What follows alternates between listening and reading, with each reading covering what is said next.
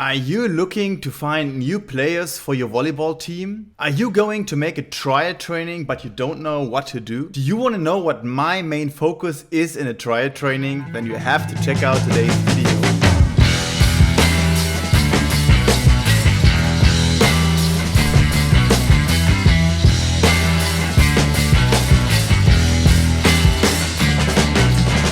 Hey guys, welcome to my channel. My name is Martin. This is all about volleyball and I hope you have a great day. Today is about trial training because sometimes you need to look for new players. You want to integrate new players into your volleyball team and then you're going to do a trial training, but you don't know what is the main focus of a trial training, what you need to check out to get a good impression of the new guys trying to attend your team. So if you're interested, just take a look at this video. I hope I can help you a little bit.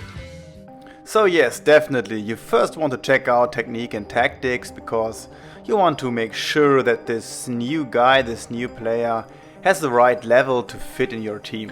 But for me, just as important as technique and tactics is the behavior, how he acts in training and competition. So if they are frustrated very fast or if they like to gamble and play and have fun while fighting about points. And social behavior, of course, is very important because you want to have a team player, one who fits good in team and helps the team and will take care and support everyone who plays on your team. And yes, at last I put physical condition on the list because I think this is the least important thing for me, since it can be trained in preseason very good. It's something you can train very nice in practice and the players don't have to have it right in your trial training. And yes, of course it's really cool if a player can jump really high and hit really hard, so you can take a look at it. But for me, physical condition is more or less, not that important in the first place.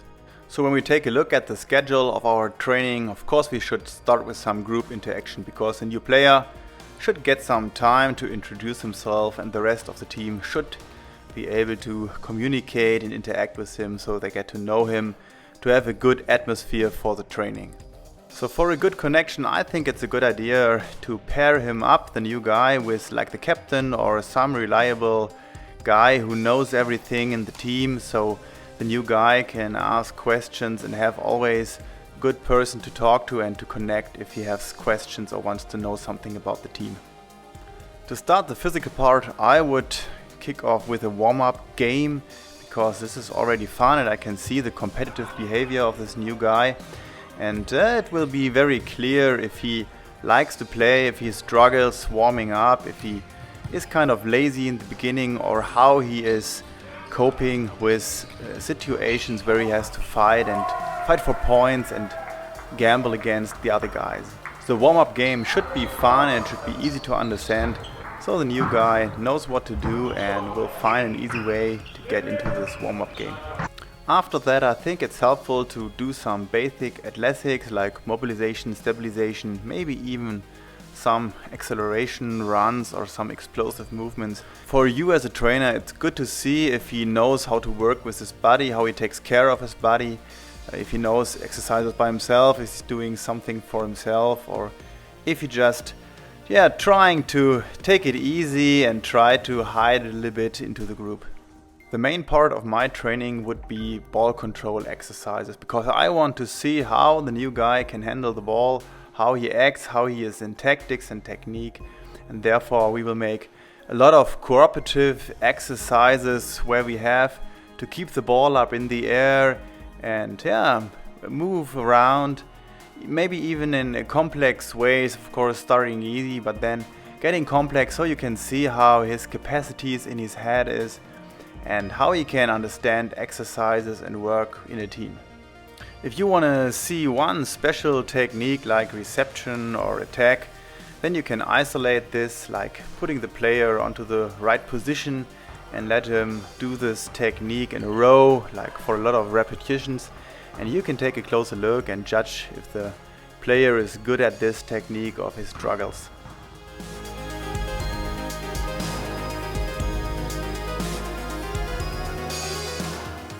At the end of the training, I would play, of course, in a competition. At best 6 against 6, a game, maybe some crunch time sets, so the players get a little bit stress and you can get a good impression how the new player acts under pressure, how he can cope with stress, how he acts in a team, if he is frustrated real quick, if he is motivating even the other guys, if he needs contact, or if he closes up and staying for himself.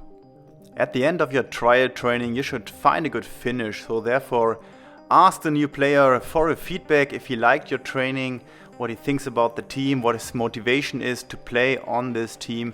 Give the player a feedback as well of good, and ask about the personal general conditions, like what he's doing for work, or if he goes to school, what he's doing in his free time, and how he thinks he can support your team.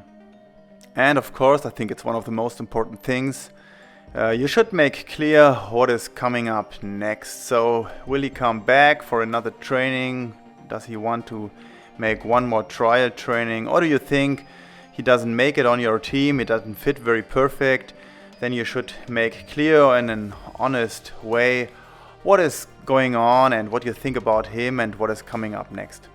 Okay guys, hope you got some impressions of my trial training and what you can do if you want to find new players and check out what they can do or what they cannot do. So if you find value in my videos, please smash the like button, leave a comment, or maybe even subscribe to my channel.